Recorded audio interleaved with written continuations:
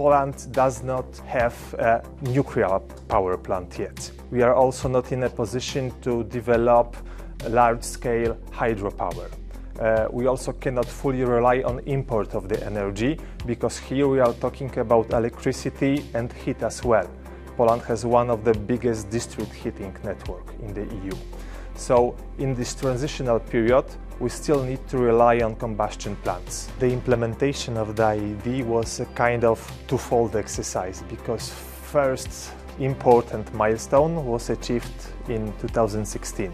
And already back then, for example, emission of sulfur dioxide dropped by 40%. We also had to implement the BET conclusions. And when you compare data from 2023 with data on emissions from 2016, so already those reduced, you can see that, for example, in terms of dust, emission dropped by 80%. That's why now we work intensively to transpose revised IED, so IED 2.0, to the national legislation, because for sure it will bring further emission reduction.